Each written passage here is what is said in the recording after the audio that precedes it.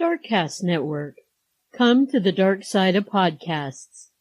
We have cookies. Cookies? We love cookies. How do you think the world will end? Alien invasion? Nuclear disaster? Another, more deadly pandemic? I'm Jackie Moranti, and I'm the host of Cause of Death, 100 Seconds to Midnight. I talk about the things that could obliterate mankind. I call it pre-apocalyptic nonfiction. The doomsday clock was set at 100 seconds to midnight from January of 2020 to January of 2023. On January 24th, 2023, the Board of Atomic Scientists moved the hands of the clock even closer to midnight. Now, it's set at 90 seconds to midnight, the closest it's ever been.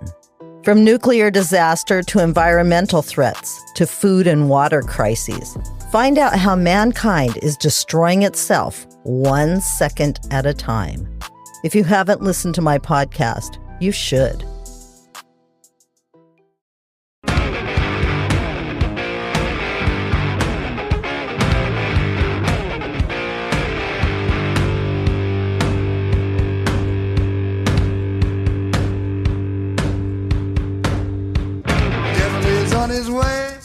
Devil is on his way. Devil is on his way, motherfucker. The devil gonna make you pay. Fall to your knees. Devil is on his way. Fall to your knees. Devil gonna make you pay. Fall to your knees. Devil is on his way. Motherfucker, he's on his. Hey, y'all. Welcome back to Mountain Murders. I'm Heather. And I'm Dylan. Dylan, I've made a decision. A podcast decision without you. Oh, wow. I know. What else is new? Yeah, I missed this at the meeting. I'm always steering the helm of this ship. I'm the captain. I'm the captain now. Well, I've been the captain. So March, we are heading into the month of March. Today is March 1st. Be dropping the bombs on you, March. Yeah, by the way, we are, I guess, going into war. So. Oh, yeah, I think they already had it. So we'll be dropping some bombs for sure. March is going to be a month of missing persons cases. Okay. I've decided March will be missing persons month. Okay. You know those cases are near and dear to my heart. They are, and honestly, they've grown on me. The importance of telling the story. On you. That genre of true crime you've made me care. Okay. All right. Well, Dylan, let's begin with a case that has haunted me, and I actually considered we should cover it. And now we have a resolution to this case. You know, I just love when a good cold case is solved. Families get answers. Criminals get justice. Fuck those criminals. Even posthumously. An Alabama inmate who previously escaped jail twice was charged this week in the July 1996 cold case abduction and murder of a 7-year-old Kentucky girl named Morgan Violi. Robert Scott Froberg was charged Thursday in a federal criminal complaint with the kidnapping resulting in death in connection with the murder of this child. Damn. Froberg was arrested in August of 1996 for an unrelated crime and was in the custody of the Alabama Department of Corrections when he was charged with Morgan's death. So it seems that Morgan was playing with her 6-year-old friend at the Colony Apartments in Bowling Green, Kentucky when she was kidnapped, according to this federal affidavit. An adult saw the kidnapping and described the suspect as a man who was driving a maroon van. I caught a glimpse. I saw a picture of this maroon van, and it is the stereotypical kidnapping van. Is it really? It's exactly what you would imagine. One of those old, dirty vans, maroon color. Okay. Okay, but it's like the typical kidnapper van. So it's a creeper van. It's a creeper van. I mean, I know a lot of folks use those vans, utilize them for business, painting, plumbing. But let's be honest. They look like a creeper van. The government utilizes them for surveillance. The government probably utilizes them for kidnapping citizens as well. Who knows? Morgan's body was found 3 months after her abduction in the woods near a barn in Tennessee. This case has haunted Bowling Green, Kentucky for nearly 30 years. Morgan's kidnapping and murder changed her family's life forever. Morgan's family has been left with these unanswered questions all this time, of course. Who, how, when, why? And they've longed for answers in this case, as you can imagine, and longed for closure. Froberg faces either life in prison or the death penalty, according to authorities. So let's get into the details of the story. So in 1996, Froberg had been serving a sentence with the Alabama Department of Corrections after he was convicted of a 1988 robbery in Montgomery. He escaped from the prison in April of 1996.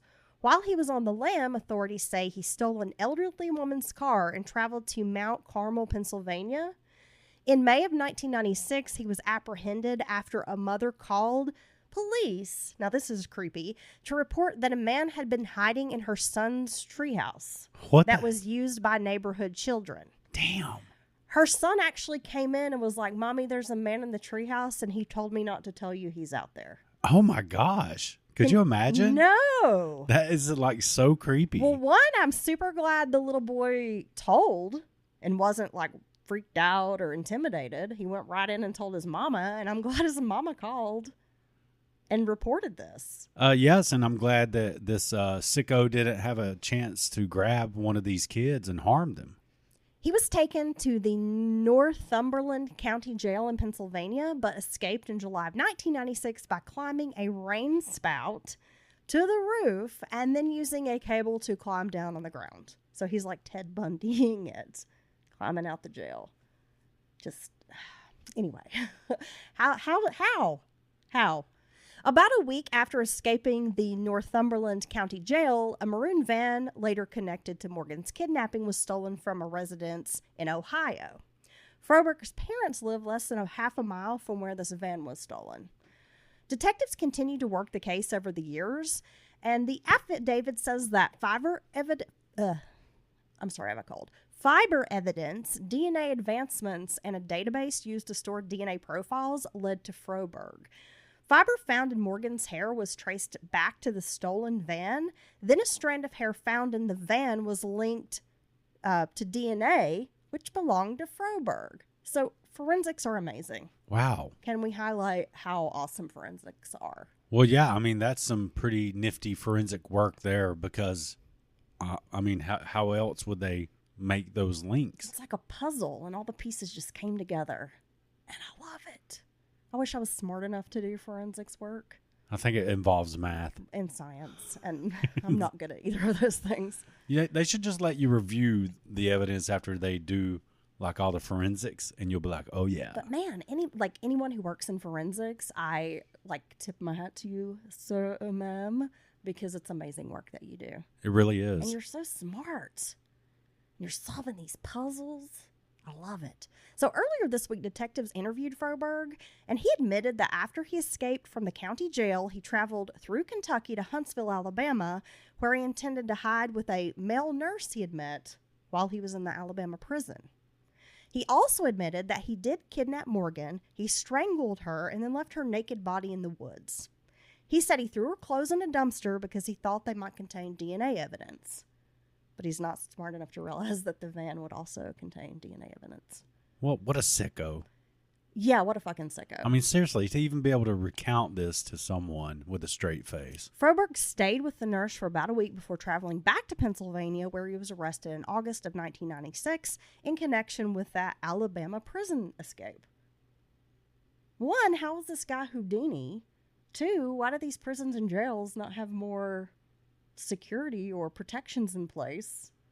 Well, it sounds like he was able to climb a drain pipe, maybe something that not everyone can do. Maybe he's physically fit or he's a ninja. Oh yeah, whatever. He took a pole class. Obviously, he did something they were not expecting, which is at the base of many escapes. But what's scary is he was already in custody, locked away from the public, and he was able to escape and then do this horrible thing. I'm apologizing right now if you hear a strange sound in the background. That's our ice maker. We bought a new ice maker. Yes, and it will be... I'm going to unplug it next time. It is so loud. You just can't get ice right before we record. No, but because it goes through its cycle. I love a good cold ice water. I think we record. I think we deserve ice here in the studio. We're just not allowed to clink it around. Living without ice the past few months because the ice maker has crapped out on our fridge has been so devastating. I need some ice in my life. Yeah, you'll make tea, bud, and then like you don't get to enjoy cold tea till like the next day. I have to wait for like 6 hours before it gets cold. Yeah. And then I'm just parched and sad because then I'm refused to drink something else like water. Not anymore. Just be thirsty. Not in this 2026. So that's great news. I'm really glad they solved this case. And Froberg, if you're listening, you're a piece of shit. You are, and I hope they choose the death penalty. And I hope that, or actually, I hope that some other type of justice is served upon you in a much I hope quicker her fashion. family is allowed to stick that rain pipe up your ass. I mean, honestly, that should be, if you get the death sentence, a death penalty, and found guilty, that should be an option. Bro, I was just thinking about this like vigilante justice thing. Recently, there's been a video and like a news story circulating about a guy in Charlotte. His son was allegedly shot and killed by this teenager. The teenager's in court right now. I don't know if the trial is happening or if it was just for a hearing. But the teenager, allegedly who shot his son, made some snide remarks, I guess maybe outside the courtroom.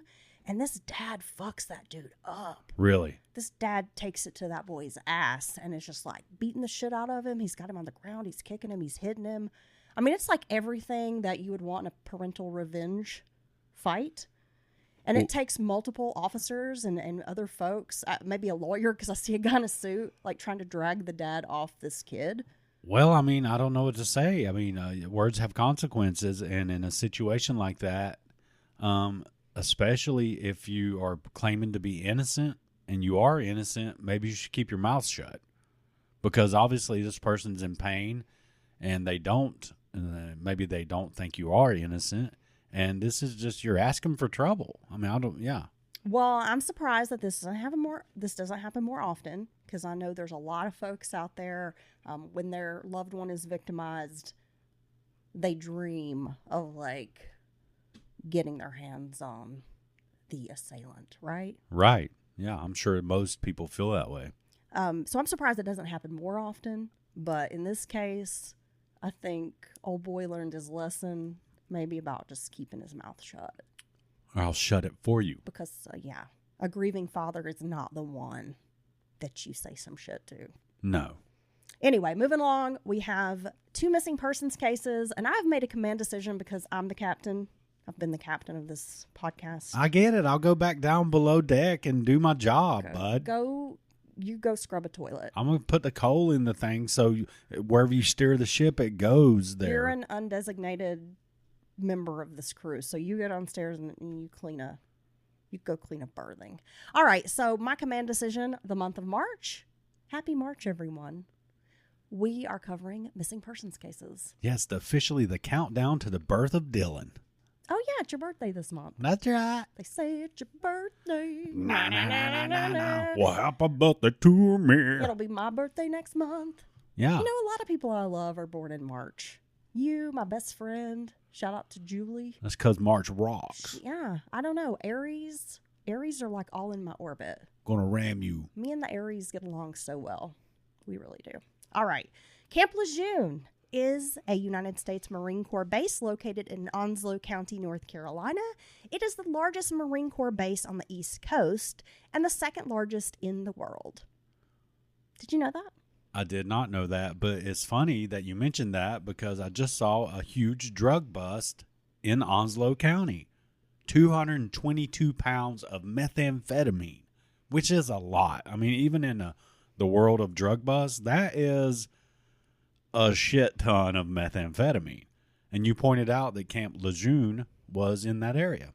I know. So then it kind of brings up the last a couple episodes, we covered the drug smuggling that was happening, drug trafficking Yeah. at Fort Bragg. Yeah. Is there It connections? made me wonder if there was some connection between Camp LeJeune and this drug bust. Interesting. Inquiring minds want to know. So we'll follow that story, Dawn. In 1941, the base was established as a training base for Marines during World War II. Thousands of Marines have been trained for combat from the Pacific Theater to the war in Afghanistan. It is essentially a self-contained military city over 150,000 acres. Damn. So again, like Fort Bragg, huge area. A lot of service members. Big base. Huge. 100 Big. Huge. The best base. That is 150,000 acres. That's a very large area. It's a big old chunk. That's crazy. In 1962, Corporal Ronald Yoli worked at Camp LeJeune as a mail clerk. That is MOS 0161, in case you need to know. He served from 1950 to 1954. Yoli was awarded a Purple Heart after being wounded in Korea. He spent some time as a civilian before re-enlisting in the Marine Corps in 1958. Yoli had married a woman named Marilyn from his native Ohio. She was previously married to a man named Freeman Moon, and they had 2 children born of that marriage, Rance and Diana. And can I just say, Rance is a cool name. That's wild. You don't often hear that name.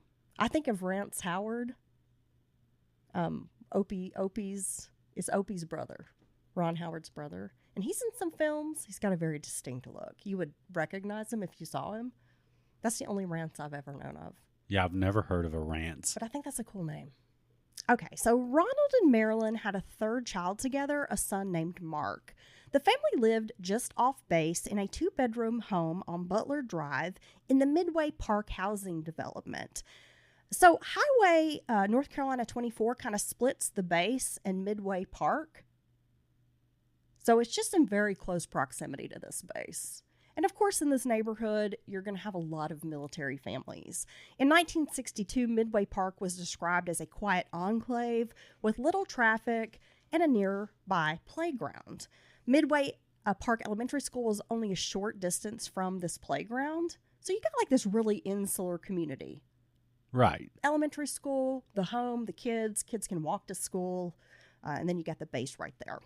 Now, due to the Marine base, there were many young families in the neighborhood, as I mentioned. It wasn't uncommon to see children playing on the streets and in, each other's yards.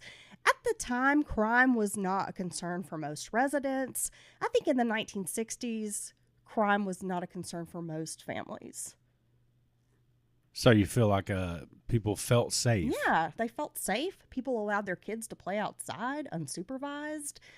There seemed to be like this sense of community that I feel like we've lost. Like a lot of times you don't even know who your neighbors are.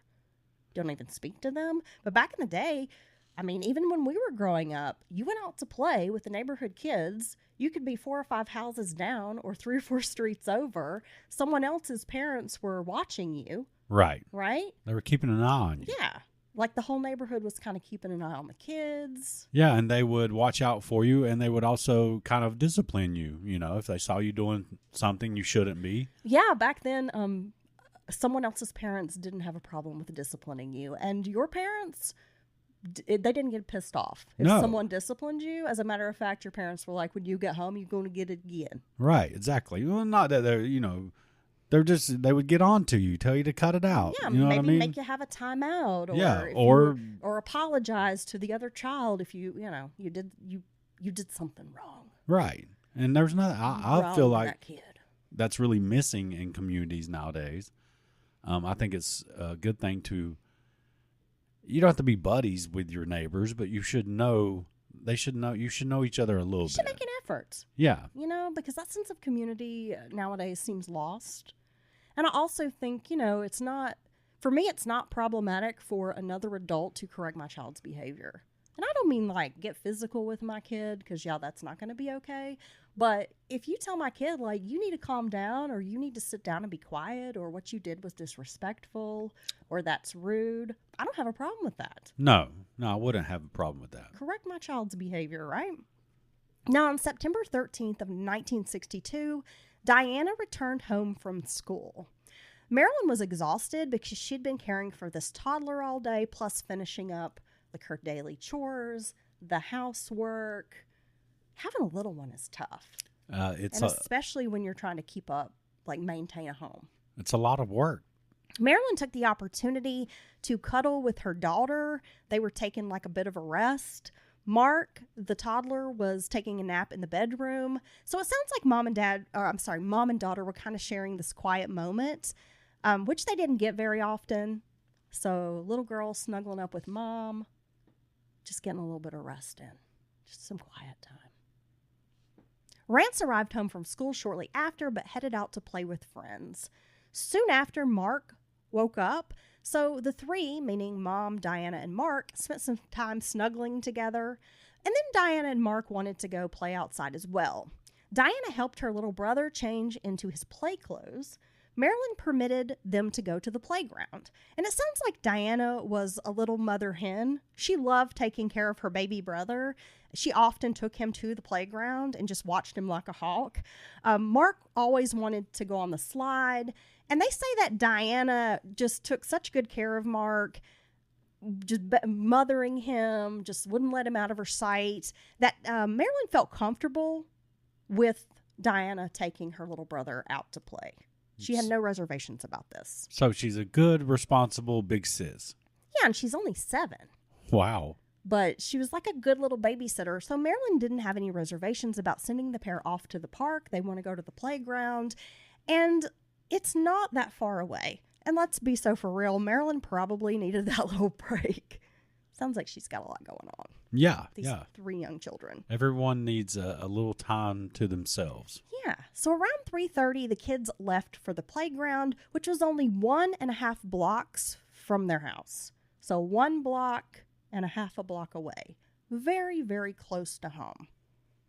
And I would feel comfortable with my child walking to the park. Well, yeah. That close, right? Yeah, Even normal. Yeah. Yeah, even now, I mean, we have a little park directly across the street. And I would be comfortable with a 7, 8, 9-year-old maybe going over there. Unsupervised? Unsupervised. Yeah, I think I'd be okay with that. Because you could literally hear them. You know what I mean? An hour passed, and Marilyn noticed they had been gone longer than usual. Like, being gone for a full hour, that was longer than they usually spend at the park. You know, they might go to the playground for like 20 or 30 minutes and then come back. So by 4:30, Marilyn is concerned, so she goes to the playground. Diane and Mark are not present. There was a man nearby playing with his children, but it seems like that's the only people around. Just this man and his kids. So of course she asks, have you seen these 2 children? Nope, haven't seen them. Oh my gosh. But I don't know how long he'd been there. Considering the possibility that maybe the children had gone to a neighbor's house to play, she dropped by. They had a friend, and I guess the children often went to this home to play with, this neighbor's children. So she went over to the neighbor's house. Unfortunately, this friend had not seen Marilyn's children. That's when Marilyn returned home to fetch the car. Marilyn then drove around the neighborhood, but there was no sign of Diana or Mark. Recently, a man had reportedly broken into a Jacksonville store and sexually assaulted a mannequin. Oh my gosh. At this point, Marilyn began to worry that a depraved criminal might be on the loose because she immediately thought of this news story. Well, and now her concern is escalating. At first you're just like, it's just it's a bit odd. They haven't come back yet. And then you go there. They're not there, and you instantly are like, well, they must have stopped over here at our friend's house. And then you go there, and no sign of them either. And now you've got to be very worried at this point. Once you go back and get your car and are doing like a bigger kind of dragnet trying to find them in the neighborhood. And then you think of that crazy story kind of out of nowhere. So I could only, I can't imagine how she's feeling at this point. Yeah, in a situation like this, the worst possible scenario is going to pop into my head. So I understand Marilyn automatically thinking of the story.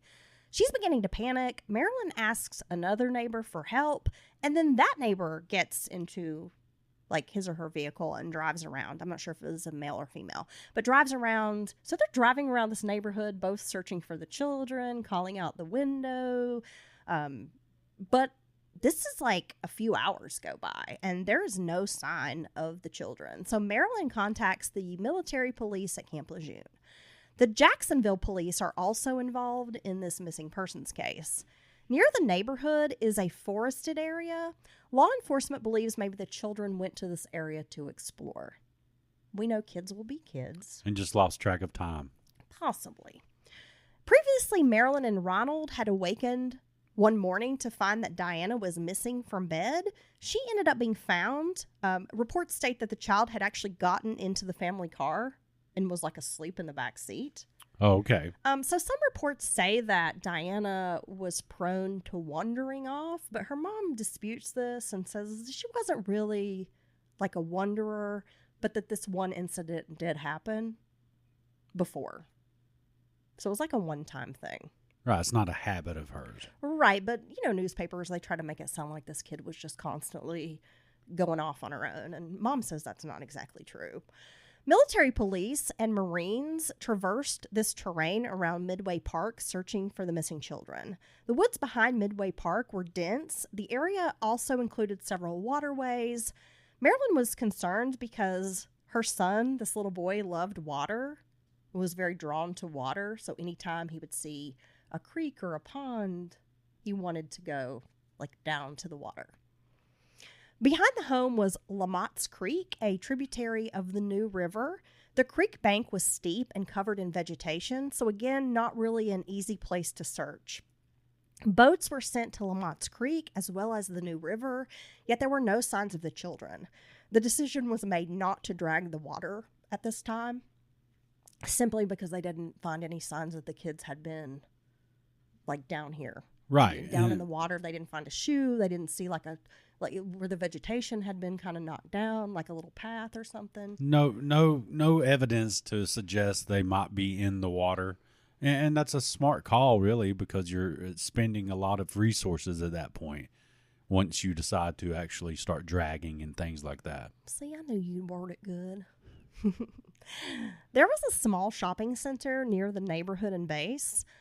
On the other side of the highway was a more densely forested area, it sounds like, kind of backing up to the base, where there's swampland and waterways. Most of the ground was covered by nearly 1,000 Marines who were volunteers and involved in the search efforts. So you got 1,000 Marines out looking for this boy and girl.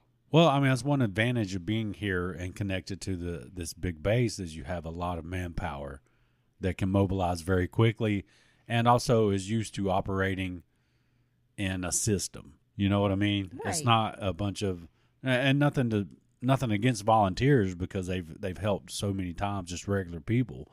But this is almost like volunteer professionals. They're trained to be out and report information and to cover areas and to do a grid search and to accomplish a mission. And so it's like the best kind of volunteers you could ever get, right? Right. And they also have access to various four-wheel drive vehicles. Canines were also included in the search. So they're really going all out to try to find these kids. By Sunday, the search had been reduced to about 500 Marines. They were backtracking and retracing areas they had already searched. They were looking in buildings, barns, abandoned homes, outbuildings, garages, any kind of little shack or structure. Just looking all over for these kids. Diana had recently spent some time with her father, Freeman Moon, in Tennessee. Moon had dropped his children off 2 weeks earlier. Police questioned Freeman, suspecting that he might have taken the children. Investigators determined the children were not with their father. Freeman Moon fully cooperated with law enforcement, and obviously when he heard his daughter was missing, was very concerned dad. The theory of stranger abduction was a strong possibility, but it was also a theory that no one wanted to believe. And I think that's true across the board. Well, yeah, because that's a worst case scenario. If it's not a family member or some kind of custody issue or something like that, at least that person doesn't mean harm Well, I mean, they may be creating emotional harm of some sort, but they don't want to kill the kid, right? I mean, you know what I mean? Typically. Well, In rare circumstances. Yeah, usually but they yes. just want Custody custody of the child to take them somewhere else or keep them away from the other parent, blah, this and that. And the majority of abductions, just statistically, are familial abductions. The Yes. stranger abduction is not that it doesn't happen, but it's a smaller percentage of abductions and kidnappings. Yes, exactly. And obviously the stranger element, there's nothing good about that. No. A statewide bulletin was issued with descriptions of the children. Diana and Mark were described as friendly, confident children who interacted easily with adults. Yet Marilyn told authorities that her daughter would never get into a stranger's car. Diana would also never leave her little brother. Like if someone wanted, I'm going to take the little boy, she would be like, no, you're not. Eventually, the SBI sent an investigator, which, by the way, is the State Bureau of Investigation, sent an investigator out to help local police. There was no evidence or signs of foul play. There was also no way to prove that the children had been abducted. Relatives from Ohio traveled to Camp LeJeune to offer support. Marilyn was languishing, not knowing where her children were.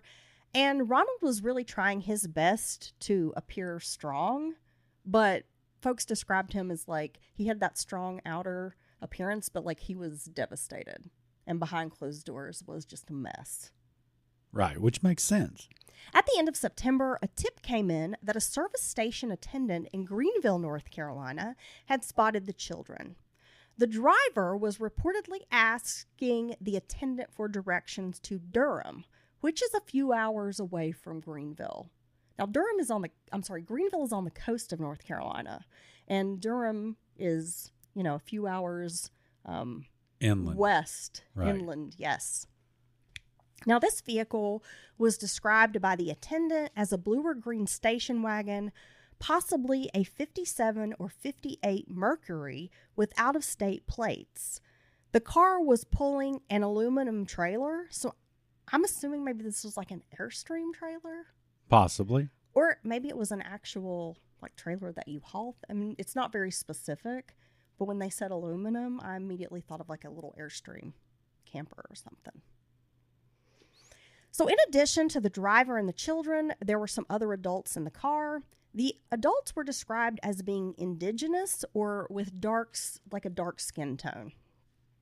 25 reported sightings came into the SBI. The children were seen in Winston-Salem. There were also reports in Durham, Wake County, and Franklin counties.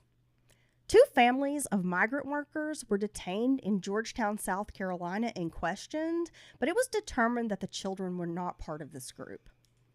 And I will say, the racism of the time does come into play. Right. Because we're stopping migrant workers simply because they have dark skin color. Yeah, that's not good. To see good. if they kidnapped these kids. Well, and also, as we know with these reported sightings, is most of the time they're incorrect. And it's just the people trying to be helpful. Sometimes people just want to be part of a story. And they're often misidentifying other children. And, and then you get a situation like that just because you have a random sighting that's unsubstantiated.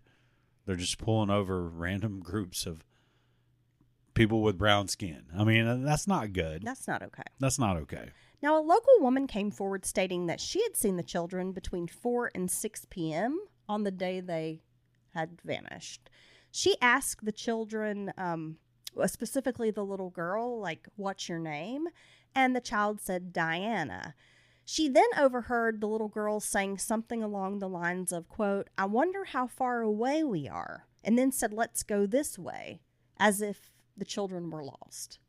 Right. 2 men also reported seeing the children with a woman dressed in what was described as kind of loose-fitting, a bohemian-style dress, and they described her as being or kind of looking like she might be Romani. So dark hair, dark skin. The investigation shifted. Law enforcement theorized that the children had been taken by Romani travelers. Oh my gosh. Because there's just this roving band of Romani travelers who are taking little blonde-haired children from a Marine base. I mean, come on. Well, yeah. I mean, why not? During the searches, 2 pairs of children's shoes were found on a creek behind the Yoli house, like on the creek bank. But these shoes were unfamiliar to Maryland or Ronald, not their children's shoes. Another set of shoes was found along the New River, shoes of a child. Now, as time dragged on, law enforcement settled on the theory that the children had been abducted by a stranger. But the case went cold. So for 30 years, there's no word in this case. Wow. In 1992, the sheriff of Onslow County received a tip from a person who claimed to know what happened to Diana and Mark. The caller was a 75-year-old woman named Marjorie Hunt. Marjorie was frail at the time. It seemed she was on her deathbed and wanted to make this confession. The woman said, I need to get something off my chest. However, she passed away before the sheriff could get to her and conduct an interview. Damn. So it sounds like she really truly was on her deathbed. Before she died, Marjorie had made a startling confession to her daughter. Marjorie claimed that her ex-husband was responsible for the deaths of Mark and Diana. On Thursday, September 13th of 1962, Marjorie's husband, Henry Morris Hunt, arrived at their home. He asked Marjorie if she would join him at the beach. So she's thinking okay, this is going to be like a romantic, we're going to go watch the sunset. Yeah, have a nice day. Sit on the beach, hold hands, So while the couple is watching the sunset, Henry's like, I got to tell you something. And that's usually not a good thing, right? He's buttering her up. I'm going to bring you out to the beach in this beautiful sunset, but I got to tell you something. Maybe he's going to tell her how much he loves her. He's definitely not, Dylan.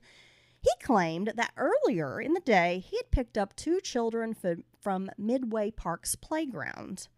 He kept a boat on a lake, and I don't know which one. I couldn't find this information.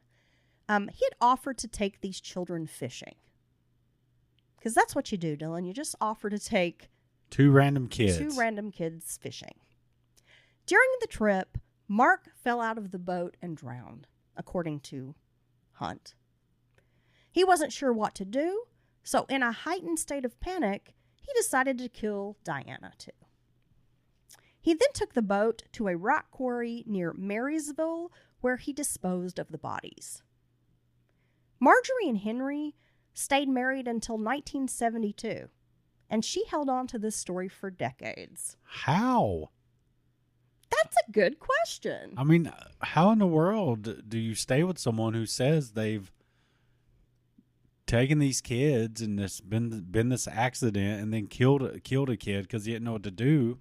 Well, what you do is, and this is a huge news story. It's everywhere. Yeah. So clearly she had to know. You call authorities and tell them, hey, I took these kids fishing, these random strange kids for whatever reason. One of them drowned. One fell out of the boat and it's a horrible accident. I don't know why murdering the other child is for one, I don't buy a story. Well, let's be honest, that's a bullshit story. That's a bullshit story. He didn't take those kids fishing. He took those kids for a nefarious purpose if he actually did take them. Exactly. Now, unfortunately, Hunt passed away in 1991. Henry Hunt was a convicted sex offender. There had been plenty of rumors and gossip surrounding him in the 1960s. When Hunt moved his family to Onslow County after marrying Marjorie, they had 2 daughters. I tried to find more information on this Henry Hunt, details of, why he was a sex offender, what the charges had been, but I could not find anything. Okay. And it could be that, maybe this information just wasn't published back then. I don't know. Maybe it wasn't true. I have no idea. Sheriff Brown thought Marjorie's story was likely true. He believed Henry Hunt had lied to his wife about the details, though. During his teenage years, Brown was said to have dated a girl who lived near the Hunt property. On multiple occasions, Brown's girlfriend, she had a dog. So the sheriff is a teenager dating a girl who lives near this family. And she's got this dog. And every time that dog was let loose, it would run over to the Hunt's house and start sniffing around the crawl space. Which even as a teenager, the future sheriff thought this was odd. Yeah. Like, why is this dog obsessed with, like, sniffing in this one area? Sheriff Brown thought Marjorie's story, like I said, could be true. He's remembering, like, back in the day. He knows these rumors about Hunt being a sex offender. You know, small town back in the day. People were like, stay away from him. Right. Keep your kids away from him. Brown didn't have the authority to excavate the property at the time. He thought Hunt had possibly buried the children under the house. By the early 1990s, of course, another family was occupying the home. You would have to go through getting this family's permission. Most people don't want their property excavated. No. Especially the crawl space under their home. No. And that could lead to, you know, a lot of problems. Plumbing. I don't know. I'm just guessing. In 2011, the house was sold to a developer. So Sheriff Brown kind of took this opportunity to ask the new owner, like, will you look for anything suspicious while you're doing the demolition work at this residence? On Wednesday, February 23rd of 2011, Brown received a phone call from workers who said they had made an odd discovery. So not only did the workers find a shovel, like buried in this crawl space, but they found a jawbone and 2 other small bones beneath the house. Oh, wow. A child-sized pink vinyl belt was also discovered. Brown used an old method, a dowsing rod. Are you familiar with a dowsing rod? Yes. Some people use them to find water. Yes, water. But I've heard them used for other purposes. So he uses a dowsing rod, kind of moving it around the area where these items had been located, and it seemed to hit on this one specific spot each time. Brown and a detective decided to examine these bones, and they did conclude that the bones had been cut, and they did bear like saw marks. So they really were human remains. Well, we're going to get to that. Now, in a turn of events, these bones were determined to be animal and not human, unfortunately, or fortunately. I don't know. It's is it a half full or half empty situation? The rock quarry has eroded and changed over time due to flooding and other weather events. No search has been conducted there. One aspect of the case that I found intriguing is that sibling abductions by a stranger are rare. I mean, they're not impossible, but it's not super common. Most childhood abductions in the United States are familial. Only a fraction of kidnappings involve strangers. It's actually less than 1% to 2% of all missing children's cases. That's wild. Most perpetrators don't take 2 children because it's riskier. Many child abductions, especially by strangers, are usually opportunistic and involve a single child. The stranger abducting siblings is more like the exception than the rule. I tried to find more information, like I said, on Henry Hunt, but there isn't any available, so I really don't know about his sex offender status. But it does seem like it could be what really happened. Like, it could be plausible.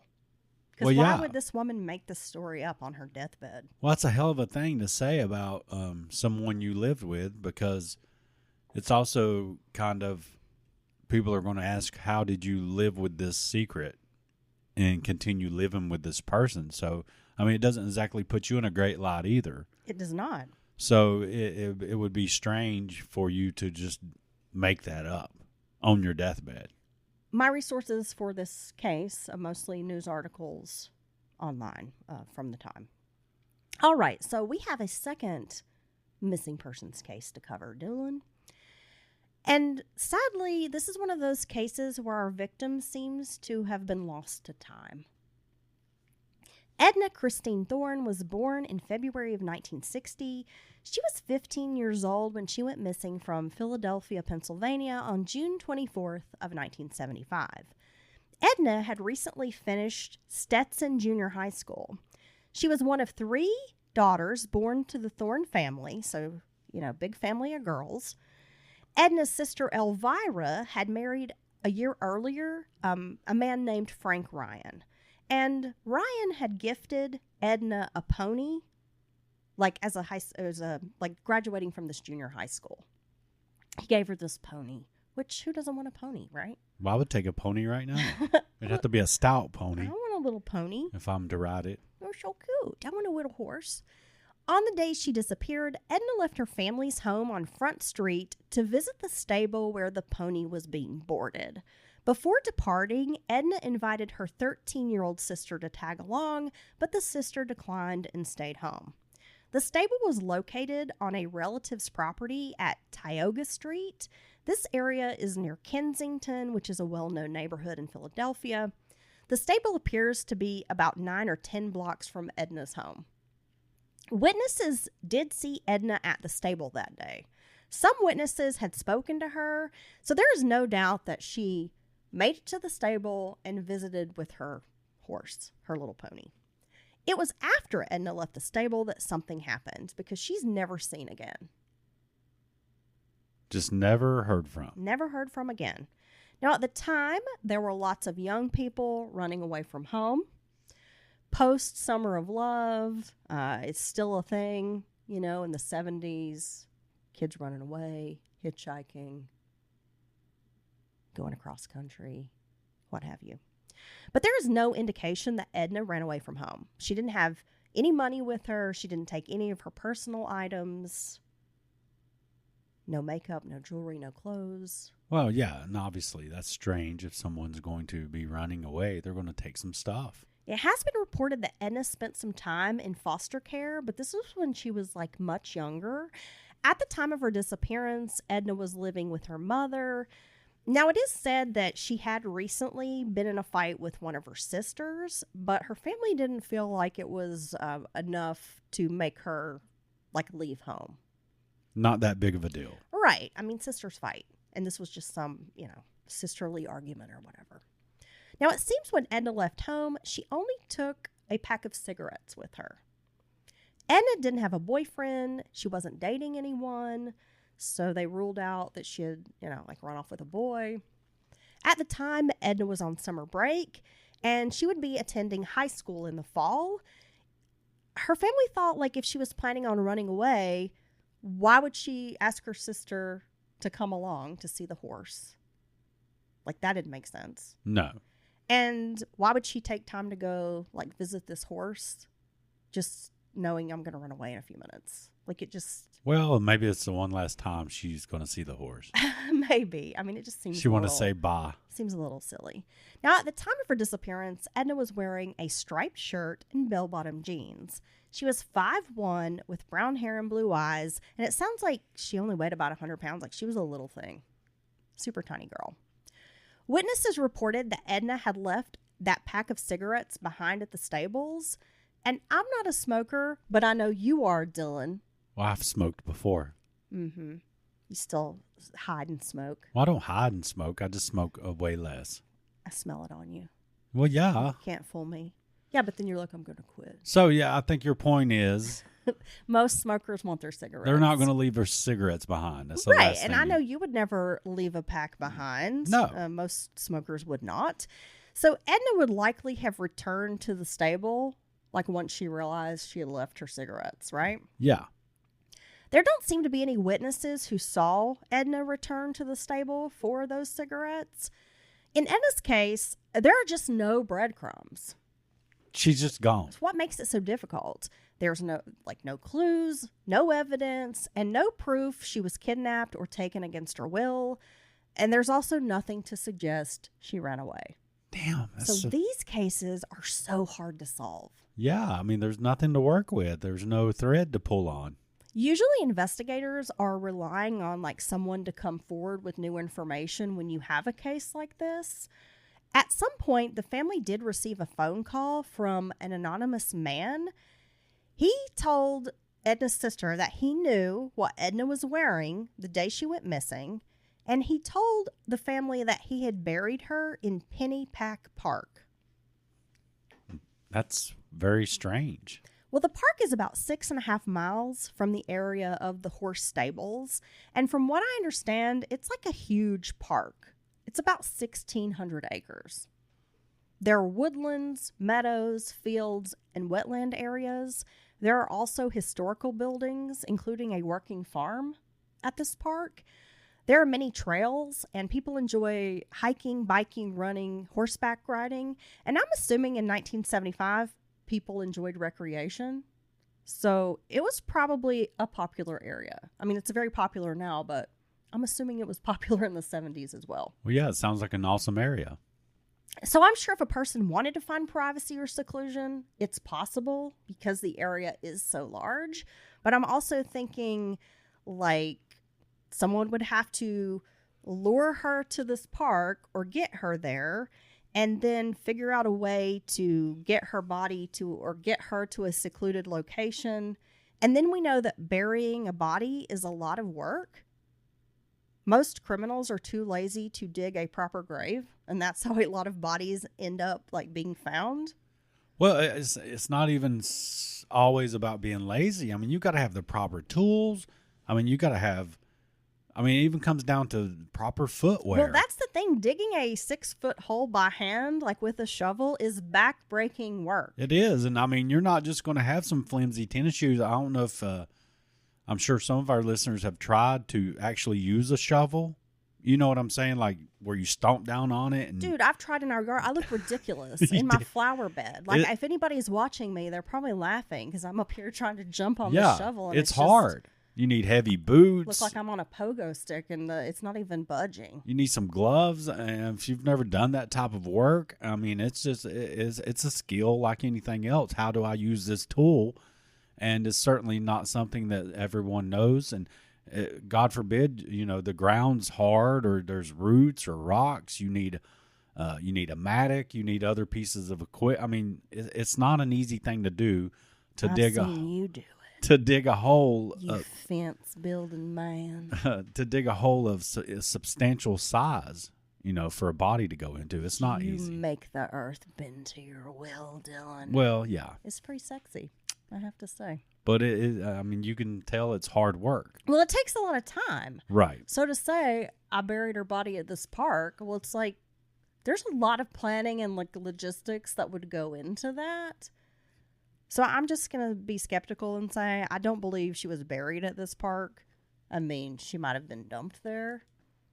Well, and that's why you end up with often it's just someone's dumped or covered with some debris. Yeah.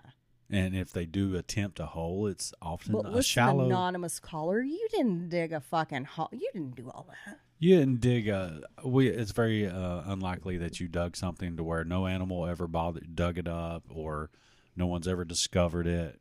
I mean, it's very unlikely. Another detail reported but not confirmed is that Edna might have been pregnant at the time of her disappearance. Pregnant by who? Well, we're going to get into that. Another unconfirmed bit of information that has been suggested is that Edna's brother-in-law, Frank Ryan, the pony giver, might have been responsible for the pregnancy. Oh, no. According to rumors, Frank Ryan had sexually assaulted Edna and she became pregnant. Now, if you remember, like I said, he's the person that gifted Edna this horse. Some reports stated that he was at the stable on the day she had gone missing, and maybe this guy is innocent. I mean, Frank might be like the nicest guy ever, or maybe Frank was grooming a young girl with a pony. I don't know. If these allegations are true, that's bad news for Frank. Now, he's married to Edna's older sister, and if he were guilty of raping his sister-in-law, that could lead to divorce and prison. Yeah. A lot of bad things. And a pregnancy would definitely get in the way. Right? Well, it's going to make everything come to a head. You know what I mean? You're going to be found out. Here you have this young girl has a baby. You know, and their first question is going to be, whose baby is this? And I mean, yeah, that's not going to work out. I should also mention, when I say like Frank is married to her older sister, Frank's also only just a few years older than Edna. He's 18 at the time. So it's not like he's 35 or 40. I mean, he's a young buck. And he's close to her age. So around this time, there were other teenagers who went missing in Pennsylvania. So there has been a theory, could have been a serial killer working the area, or could it be just a crime of opportunity? Like some predator just happened to catch Edna alone and snatches her up. Or the third option is maybe she was targeted by a person who knew where she would be, the route she would travel, and how to lure her or get her. Damn. Knew when she would be alone. So crazy. And like I mentioned, Edna is a tiny thing. I mean, she's 5'1". She weighs about 100 pounds. So it would be easy for a predator to grab her. I mean, think of a killer like Samuel Little or Ed Kemper, just a monster of a man. I just think about Sam Little's fucking hands, man. Those are some of the biggest meat hooks I've ever seen. No, it's wild. Right? No, his hands, man. If that guy hit you, like you're going to be knocked out. Or gripped your neck. That's why he was strangling people. Done for, bro. And Ed Kemper's huge. So I just think about if you do have some like big predator, it would be very hard for a small girl like Edna to fight off a really strong man, right? The witnesses who claim to see Frank on the same day say that Frank would often drive a dump truck and would haul trash, and it sounds like maybe he would haul trash away from the stable. And again, the stable was owned by a relative, but there has been some reports that it was like Frank's family who owned this stable, or his relative. So maybe not actually Edna's relative, like, you know, blood family, but maybe like family, the marriage kind of thing happened and made these people claim to be family. I'm sorry, that's inarticulate. No, yeah, I know exactly what you were saying. Shut up. So I'm not sure who owned the stable, but some people say it was Frank's family and other people say it was like Edna's relative. But anyway, Frank was driving a dump truck and he would haul trash away from this area. And at least one of the young men who saw Frank and Edna on that day said that Frank was using the dump truck on the evening of Edna's disappearance. And these two guys who were employed, I guess, at the stable would often go with Frank to dump items, like at the landfill, right along, trash dump or whatever, yeah, and help. But on this particular evening, Frank told them, like, I don't want anybody to go with me, and like would not let either of the guys go with him. He was being really weird. So it is possible that Frank could have taken Edna's body to a dump or a landfill, and maybe that's why he was acting so strangely about letting one of these guys go with him. So he has proximity to the victim. Right. He has opportunity and means of disposal. Yes. Okay. Frank Ryan died in 2020. His wife, Elvira, that's Edna's sister, passed away in 2023. But curiously, her obituary does not mention Edna at all. Really? No, it mentions her other sisters, you know, her family that, you know, preceded her in death, but it does not mention Edna at all. And I just found that to be kind of weird. That seems strange. Deb, Edna's other sister, has been very active on social media discussing her sister's missing persons case and trying to keep Edna's name out there. So again, it's kind of strange to me that you've got this one sister who's always talking about Edna and very open about this case and trying to solve it. And then you have this other sister who doesn't even mention her in an obituary. And like, I know dead people don't write their obituaries, but I just still find it very odd. Well, it makes you wonder, was it possibly a consensual relationship between Edna and Frank, and that made the other sister mad? Yeah, I don't know. Since Deb, like I said, is active on social media, she posted on Web Sleuths back in 2012 mentioning the case was being revisited and that investigators wanted to get DNA samples from the family. Deb was like excited about this. This could be the break, they need in finding her sister or what happened to her sister. But she posts another statement a few days later saying that one of the family members refused to give up DNA. Oh, wow. Some of these posts made it suggested that a relative's wife called police and said that he was not allowed to give up the DNA. Now, I have no way of confirming if that was Elvira, like refusing to allow her husband Frank to submit DNA, but that sounds pretty sus, if you ask me. Well, if that's true, whoever was unwilling to give up DNA, that's suspicious, to say the least. Like, why would you not want to help figure this thing out? Edna's case remains unsolved, but the efforts of her family and the true crime community are keeping her story alive. Like I said, there is a social media presence, Facebook page, that kind of thing. But it's just one of those cases that's so darn mysterious, I had to discuss it. Because this poor girl, she's 15. She's looking forward to starting high school. It's the summer. Just up and vanishes. Both these stories you've put forth today are weird. Puzzling. Just there's nothing to really go on. Baffling. They're just gone. All of a sudden just disappeared. No eyewitnesses. No one saw anything, heard anything. Yeah, it just really makes you think that this can happen and how scary that is. Very scary. And these cases, they're decades old at this point, but they're still important, and solving them still matters. And so, you can just hold on to hope that maybe one day there will be a break in the case, that someone who knows something will come forward. Right. And live long enough to tell the truth. There's that. Right. As well. All right, Heather, thank you for that. You're welcome, Dylan. And as always, we appreciate our listeners. Thank you. Thank you for listening. We do. Keep listening. And we cannot wait till next time. And we're going to do better about our recraps. We got to keep on schedule. We're going to keep on recrapping. I got to whip you good. That's right. And we can't wait till next time. Yeah, so stay groovy, guys. Yes. Bye. Bye.